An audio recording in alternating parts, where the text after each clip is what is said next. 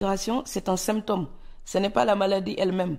Donc c'est très facile pour les États occidentaux peut-être de parler uniquement des flux qu'il faut stopper, des frontières qu'il faut préserver, ok.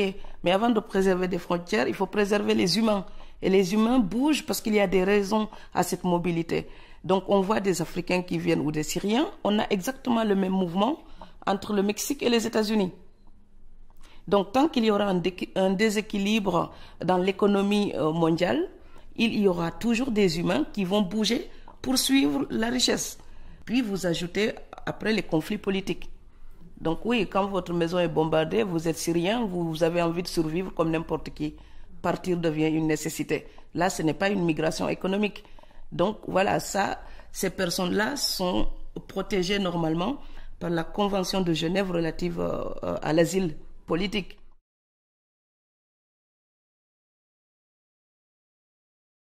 C'est simple, vous regardez l'Allemagne par exemple, le nombre de personnes aujourd'hui, des gens qui partent à la retraite, ce nombre-là est absolument supérieur au nombre de jeunes qui rentrent dans le marché, sur le marché de l'emploi. Donc ça veut dire quoi? Eh bien, la jeunesse qui débarque, même si elle arrive d'une manière absolument terrible, poussée par la guerre ou la crise économique, ben, ces gens-là sont nécessaires à l'économie européenne. Et puis, vous savez, ne soyons pas dupes. Si les immigrés sont venus depuis tout le temps et ils ont eu la possibilité de le faire, c'est parce qu'il y a des gens que ça arrange. C'est parce qu'il y a des entreprises qui en bénéficient. Donc, ce serait aussi bien de faire la balance économique entre ce que les immigrés coûtent à l'Europe et ce que les immigrés rapportent à l'Europe. Voilà, parce que quand les gens travaillent, ils payent des impôts. Vous savez, même un immigré qui ne travaille pas, quand il va acheter son pain, il contribue dans l'économie.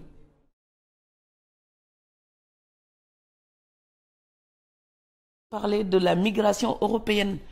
Combien de milliers de Portugais sont partis au Mozambique ou en Angola? Combien? On n'en parle pas. Et ce sont des gens qui ont été poussés par la crise économique et qui sont partis soit investir, soit trouver des emplois dans des entreprises en Angola. Mais on en parle très peu. Et puis d'autre part, tous les immigrés qui viennent ne restent pas forcément. La semaine dernière encore, il y a une étude de l'INSEE qui montrait que le pourcentage des immigrés qui repartent au pays n'arrête pas d'augmenter depuis 2006.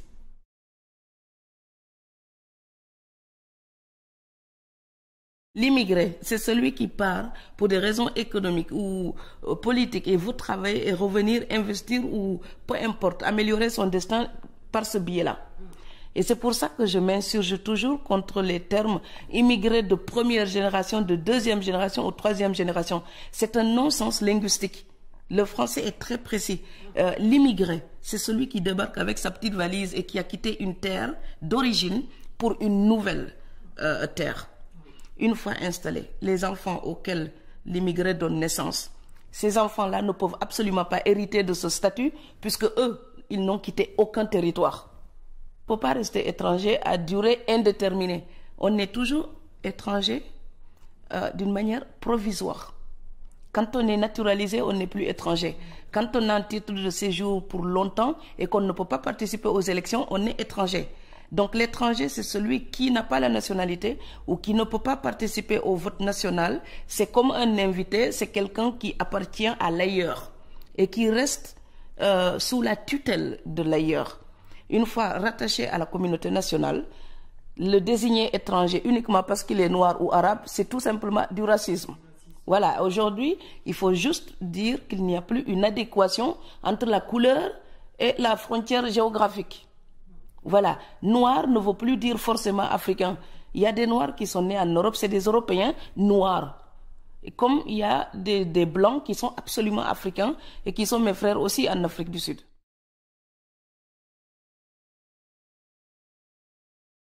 L'article 13 de la Déclaration universelle des droits de l'homme, tout individu a le droit de choisir librement sa résidence à l'intérieur d'un État. Ok?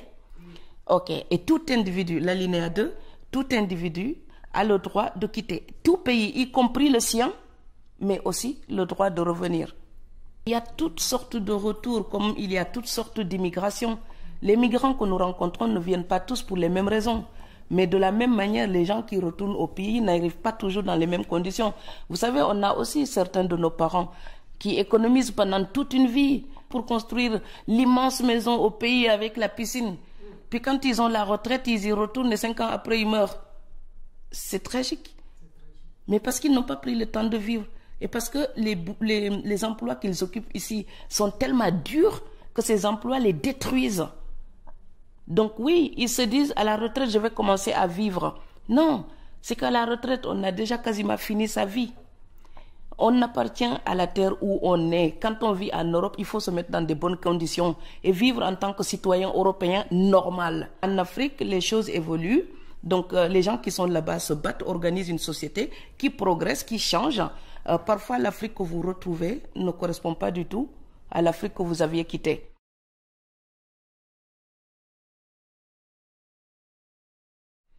Personnellement, j'en ai vraiment assez de ce clivage blanc, noir, européen, africain, africain, européen, noir et blanc. Je n'en peux plus. L'histoire a eu lieu, ok?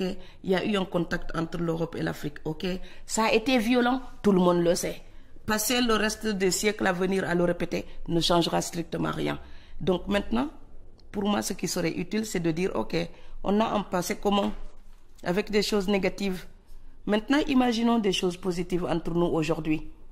Donc, il faut que l'Afrique perde son complexe d'infériorité, son complexe colonial, et commence à regarder l'Europe comme un partenaire de négociation d'égal à égal. Et il faut que les Européens perdent leur complexe colonial aussi, leur complexe de supériorité. Donc voilà, et quand ils nous regardent, ce n'est pas l'Africain, c'est mon semblable être humain qui a les mêmes droits que moi. Donc il faut qu'ils arrêtent d'exploiter l'Afrique et de nous donner les restes de ce qu'ils nous prennent et nous vendre ça comme de l'aide humanitaire. Donc voilà, il y a des complexes des deux côtés. L'Afrique, le complexe d'infériorité, l'Europe, le complexe de supériorité. Et alors, aller faire de l'aide humanitaire en Afrique, vous savez, quand les Européens viennent investir en Afrique, ils appellent ça de l'aide au développement. Mais ils viennent gagner de l'argent, c'est tout bêtement et cyniquement du business. Donc il faut juste qu'ils soient assez intègres pour dire on fait des affaires avec les Africains. Et puis il faut que les Africains aussi arrêtent de se lamenter sur leur sort. Ah, la colonisation, je suis désolé. Maintenant, quand quelqu'un détourne des milliards de son pays, ce n'est pas la colonisation. Voilà, ce sont les défaillances des dirigeants africains d'aujourd'hui. Et il faut arrêter de se dédouaner à bon compte. Voilà, pour se regarder maintenant d'égal à égal et réclamer un monde meilleur et pacifiste. Voilà, sans le racisme. Parce que voilà, les populistes européens là, je pense qu'en fait, ils mangent un peu trop de tabasco et ils deviennent de plus en plus stupides. Et moi aussi, j'en peux plus.